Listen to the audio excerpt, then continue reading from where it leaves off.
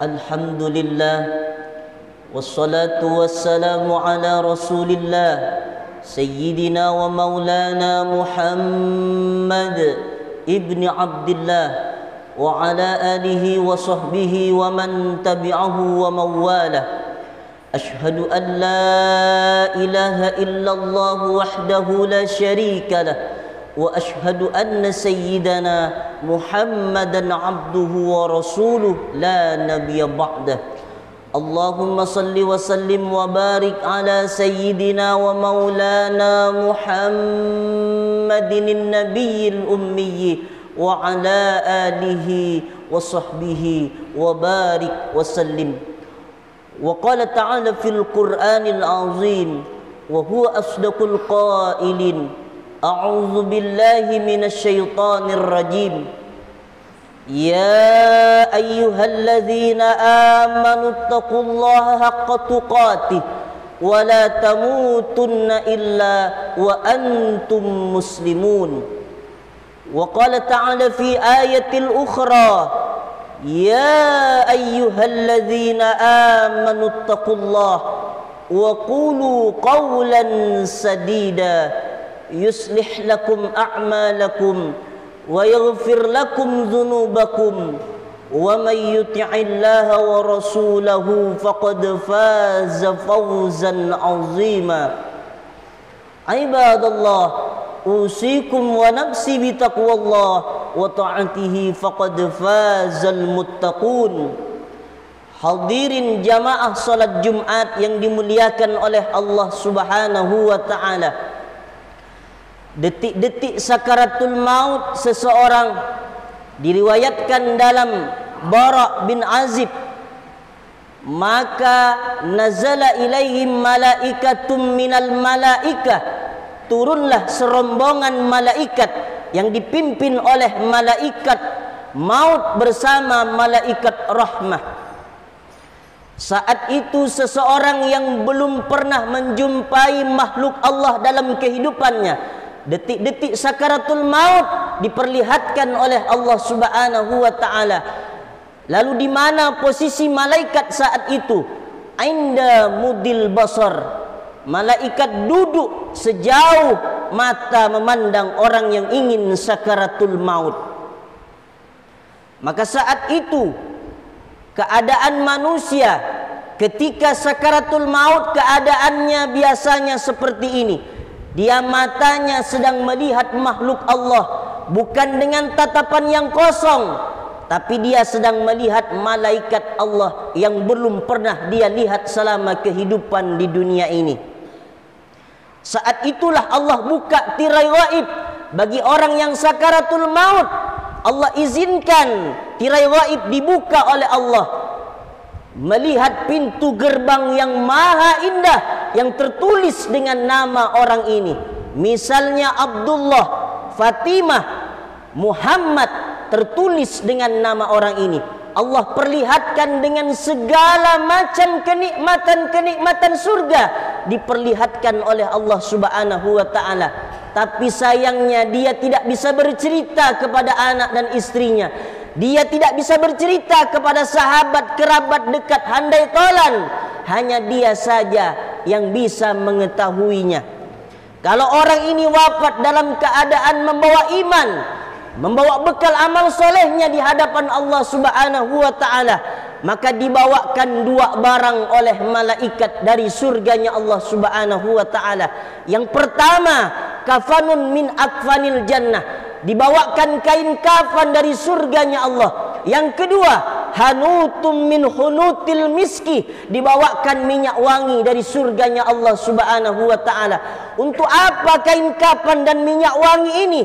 Untuk membungkus ruh ketika dicabut dari jasad. Bayangkan Pak, ruh ketika dicabut dari jasad masih dibungkus dengan kain kafan. Bagaimana dengan orang yang selalu membuka aurat, mengumbar auratnya selama hidup di dunia ini? Tak ada lagi rasa malunya kepada Allah Subhanahu wa ta'ala. Lalu malaikat ketika dia menjumpai orang yang wafat dalam keadaan beriman, turunlah malaikat tepat di atas kepala orang yang ingin wafat ini. Lalu malaikat mengatakan, ya ayyatuhan nafsul mutmainnah, hei jiwa-jiwa yang tenang, irji'i ila rabbiki radiyatan mardiyah, pulanglah engkau kepada Tuhanmu dalam keadaan ridha dan diridai. Fadkhuli fi ibadi, masuklah engkau ke dalam golongan hamba-hambaku. Wadkhuli jannati, yaitu hamba-hamba Allah yang sudah dijanjikan masuk surganya Allah subhanahu wa ta'ala. Ditarik secara perlahan ruh orang ini oleh malaikat maut. Padahal ketika ruh dicabut dari jasad itu, kata Nabi, seperti tebasan pedang beratus kali di tempat yang sama, seperti menguliti kulit kambing hidup-hidup, seperti mata kail pancing yang ditarik dari kulit yang basah. Tapi orang ini ketika dia membawa bekal iman kepada Allah subhanahu wa ta'ala, sampai-sampai kata Nabi, ada orang yang dicabut ruh dari jasad seperti mencabut rambut dari tepung. Sangat ringan, sangat mudah sekali ruhnya dicabut oleh malaikat. Kenapa Allah tampakkan tirai gaib kepada orang yang sakaratul maut? Nabi mengatakan supaya ruh ketika keluar dari jasad ringan. Adakah orang yang tidak ringan ketika ruh dicabut dari jasad? Ada orang yang tidak membawa iman kepada Allah subhanahu wa ta'ala. Bagaimana wafatnya orang yang tidak membawa iman?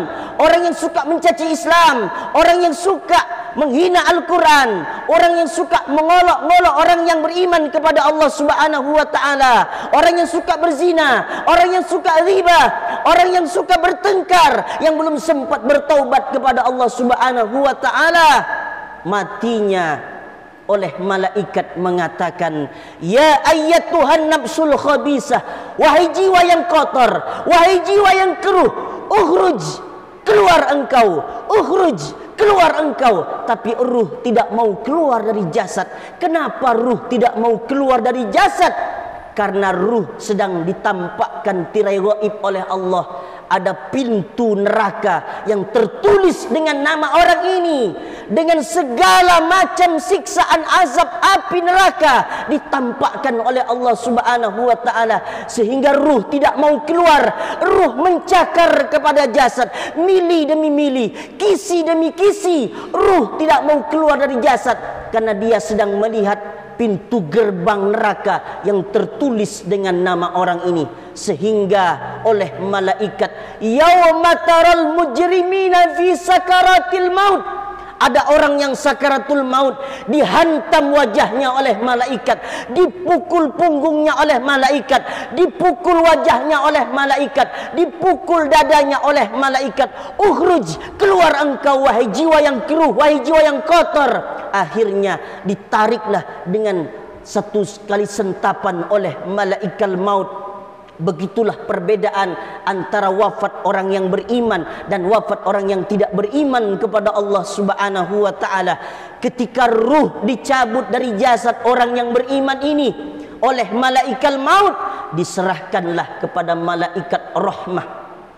Dibawalah ruh ini untuk memasuki pintu langit yang pertama. Lalu Nabi mengatakan, fastaftahu lahumul bab, bukakanlah pintu langit. Malaikat meminta supaya dibukakan pintu langit yang pertama. Dibukalah pintu langit yang pertama, masuklah ruh. Lalu malaikat-malaikat bergemuruh bertanya, manir ruh? Ini ruhnya siapa? Hazat tayyib, ini ruh yang sangat baik, ini ruh yang sangat wangi, inilah ruh yang selama ini saya tunggu. Ini ruhnya siapa? Ini adalah ruhnya fulan bin fulan, ini adalah ruhnya fulan bin fulan. Masuklah ruh itu bersama malaikat ke pintu langit yang pertama, kemudian melanjutkan perjalanan untuk menuju pintu langit yang kedua.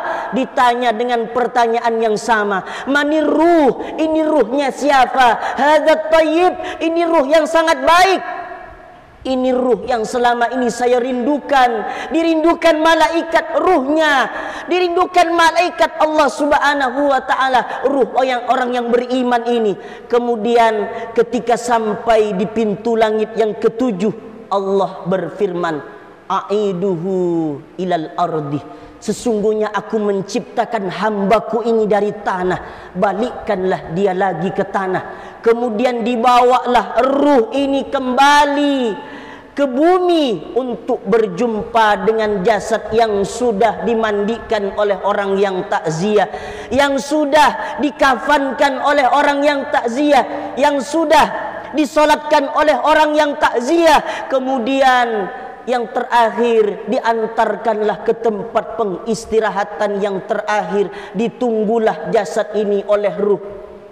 Setelah jasad kemudian ditanam, setelah jasad kemudian ditutup, ditimpa dengan tanah, masuklah ruh ke dalam kubur itu. Mendengar dalam riwayat 3 langkah orang yang takziah, dia masih mendengar langkah-langkah kaki orang yang takziah ke area perkuburan.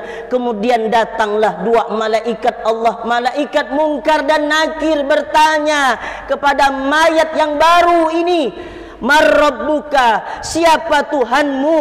Wa man nabiyuka, siapa nabimu? Wa ma dinuka, apa agamamu? Wa ma imamuka, apa imammu? Wa ma kiblatuka, di mana kiblatmu? Wa ma ikhwatuka, siapa saudara-saudaramu? Orang yang beriman ini diteguhkan lisannya oleh Allah. Bukan dia yang menjawab, tapi dia dibantu oleh Allah Subhanahu wa taala. Nabi sallallahu alaihi wasallam membacakan ayatnya, yusabbitullahu alladhina amanu bil qawli tsabit fil hayatid dunya wa fil akhirah. Allah teguhkan perkataan orang yang beriman di dunia dan perkataan orang yang beriman di akhirat, dibantu oleh Allah. Kemudian terdengarlah suara dari atas arsy-Nya Allah setelah dia menjawab pertanyaan malaikat Munkar dan Nakir ini, an sadaqa abdi, sesungguhnya hambaku ini benar, sesungguhnya hambaku ini jujur,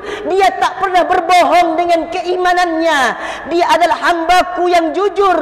Lalu kemudian waftahu lahu baban ilal jannah, bukakanlah pintu kuburnya dan pintu surganya. Dibuka pintu surga oleh Allah di dalam kuburnya. Allah perlihatkan pintu surga, Allah buka pintu surganya. Tapi sayang, orang ini belum bisa masuk ke dalam surganya Allah karena sebelum hari kiamatul kubra itu tiba. Lalu di mana ruh itu disimpan oleh Allah Subhanahu wa taala? Kita tidak boleh ngarang-ngarang cerita, kita tidak boleh berpendapat sendiri, kita mesti ikut pendapat ulama. Apa kata Nabi sallallahu alaihi wasallam? Al ulama warasatul anbiya, ulama itu adalah pewaris Nabi. Apa kata Imam Ibnu Qayyim Al-Jauziyah dalam kitab Ar-Ruh?